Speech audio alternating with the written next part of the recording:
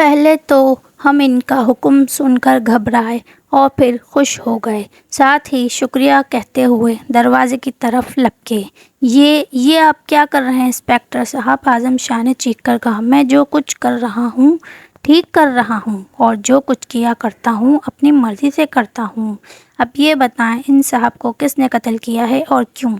انہوں نے ہی جنہیں آپ بھاگ جانے کے لیے کہہ رہے ہیں، شاید یہ آپ کے رشتہ دار ہیں، اعظم شاہ نے بھننا کر کہا۔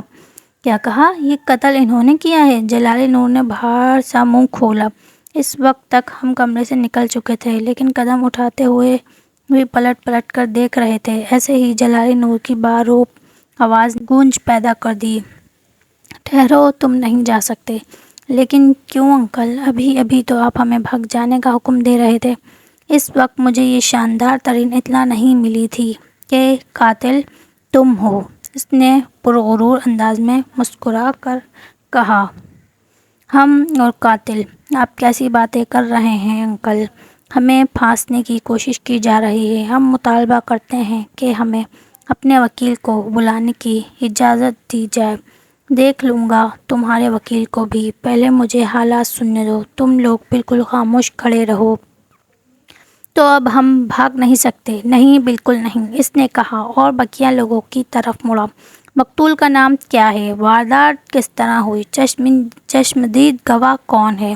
میں ہوں جناب، یہ سب کچھ میرے سامنے ہوا۔ ریحان باری بولا۔ بہت خوب، مجھے پوری تفصیل سے واقعات سنائیں، اپنا تعارف بھی کرائیں اور ان سب کا بھی۔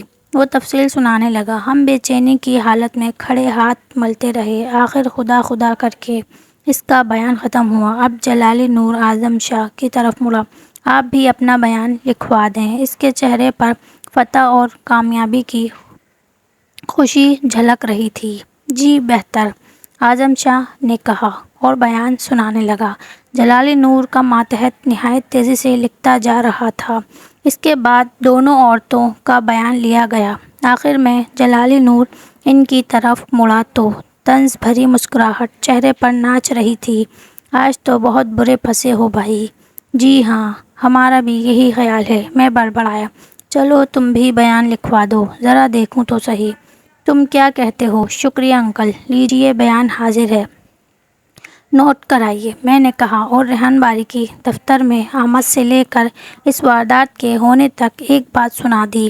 جلالی نور میرے خاموش ہونے پر بھی چند سیکنڈ کے لیے سوچ میں ڈوبا رہا، پھر ریحان باری کی طرف مڑا۔ ان کا بیان آپ نے سنا؟ جی ہاں، اور میں حیران ہوں، یہ لوگ اپنے بیان کو ثابت کس طرح کر سکیں گے؟ اس نے کہا۔ یہ بات کی بات ہے، پہلے تو آپ یہ بتائیں آپ جواب میں کیا کہتے ہیں؟ صرف یہ کہ میں ان لوگوں کو ہرگز نہیں جانتا، نہ مجھے معلوم ہے کہ یہ کہاں رہتے ہیں اور کیا کرتے ہیں۔ ان حالات میں بھلا میں ان کے پاس کس طرح جا سکتا ہوں؟ بہت خوب، میں بھی یہی سوچ رہا تھا۔ اچھا ایک بات بتائیے، جس وقت یہ واردات ہوئی یہ لوگ آپ کی نظروں کے سامنے ہی رہے ہیں نا؟ ان میں سے کوئی یہاں سے تھوڑی دیر کے لیے غائب تو نہیں ہوا؟ جی نہیں، یہ لوگ برابر یہاں موجود رہے ہیں، اس نے کہا۔ خوب، شوقی تم نے بتایا ہے کہ ریحان باری کی گفتگو تمہارے والدین نے بھی سنی تھی؟ میں اس بات کی تصدیق کرنا چاہتا ہوں۔ بھلا ہمیں کیا اعتراض ہو سکتا ہے؟ میں نے کہا۔ ٹھیک ہے، اپنے گھر کے نمبر ڈائل کرو، جو ہی سلسلہ ملے کوئی بات کیے بغیر ریسیور مجھے دے دو۔ جی اچھا، میں نے کہا اور فون کے نزدیک جا کر نمبر ڈائل کرنے لگا۔ سلسلہ ملنے پر میں نے ریسیور اس کی طرف بڑھا دیا۔ اس نے ریسیور لیا اور کان سے لگاتے ہوئے بولا، ہیلو، کون صاحب بول رہے ہیں؟ دوسری طرف کا جواب سن کر اس نے کہا، آپ کا مطلب ہے شوقی کے ابا جان؟ پھر بولا، پہلے آپ میری باتوں کا جواب دیں۔ ان کا کہنا ہے یہ تو روز ہی مصیبت میں پھنستے رہتے ہیں۔ یہ بتائیے آج ان سے کسی نے ملاقات کی ہو؟ پوری تفصیل سے سنا دیں۔ یہ کہہ کر وہ ادھر کی بات سننے لگا اور پھر بولا، ٹھیک ہے، ابھی میں آپ کو کسی بات کا جواب نہیں دے سکتا۔ یہ کہہ کر اس نے ریسیور رکھ دیا اور ہماری طرف مڑتے ہوئے بولا، حیرت ہے تمہارے بیان کی بھی تصدیق ہو گئی ہے، لیکن خیر یہ تصدیق کوئی اہمیت نہیں رکھتی، کیونکہ تصدیق کرنے والے تمہارے والد ہیں اور ہو سکتا ہے انہیں تم نے پہلے ہی سب کچھ بتا دیا ہو۔ ایسی کوئی بات نہیں، اللہ مالک ہے۔ میں بولا، خیر دیکھا جائے گا، فی الحال میں چاروں قتل کے الزام میں گرفتار کر رہا ہوں۔ یہ آپ کیا کہہ رہے ہیں؟ ہم بیان دے چکے ہیں، یہ سب کام ریحان باری کی مرضی سے ہوا اور جس طرح ہمیں دھوکہ دیا گیا وہ بھی آپ کو بتا چکا ہوں۔ مجھے تمہاری بات پر ذرا بھی یقین نہیں، اب یہ فیصلہ عدالت میں ہوگا، اس بار تم کسی طرح بھی بچ نہیں سکو گے شوکی، کچھ بھی ہو جائے میں تمہیں جیل بھیج کر رہوں گا۔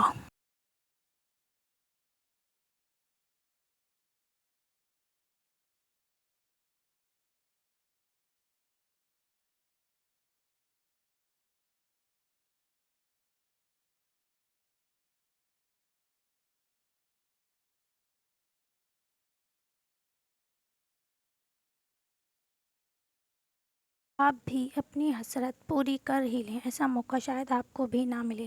آفتاب نے بے چارگی کے عالم میں کہا، جناب ہمیں اپنے وکیل کو بلانے کی اجازت تو دی جائے۔ میرے خیال کے مطابق اکبر راٹھور بھی اس بار تمہارے لیے کچھ نہیں کر سکیں گے، تاہم ہمیں اپنا حق تو ملنا چاہیے۔ ٹھیک ہے، تم فون کر سکتے ہو، جلالی نور نے طنزیہ لہجے میں کہا۔ اجازت ملتے ہی میں فون کی طرف جھپٹا، انداز ایسا تھا کہ اگر 1 منٹ بھی دیر کی تو جلالی نور کا ارادہ بدل جائے گا۔ جو ہی سلسلہ ملا میں نے کہا، ہیلو انکل راٹھور، ذرا فوراً یہاں آئیے۔ یہاں آ جاؤں لیکن کہاں؟ انہوں نے حیران ہو کر کہا۔ اوہ ہم لیکن بھلا ہم کہاں ہیں؟ میں بکھلا اٹھا، وہ ریسیور پر ہاتھ بھی نہ رکھ سکا۔ ہم لیجیے بھائی جان، آپ یہ بھی بھول گئے کہ ہم کہاں ہیں؟ خیر تو ہم اس وقت ارے ہاں ہم تو اس وقت حاتم شاہ کے گھر میں موجود ہیں۔ ارے وہ بیچارے، آفتاب کہتے کہتے رک گئے کیونکہ جلالی نور اسے بہت تیزی سے گھورنے لگا تھا۔ ہاں انکل، ہم حاتم شاہ صاحب کی کوٹھی میں موجود ہیں، الفاروق روڈ پر 11 نمبر کی کوٹھی ہے، اور میں فوراً کیوں پہنچ جاؤں؟ کیا مصیبت مول لی ہے؟ ویری گڈ انکل، آپ کو تو بہت نجومی ہونا چاہیے۔ میں خوش ہو گیا۔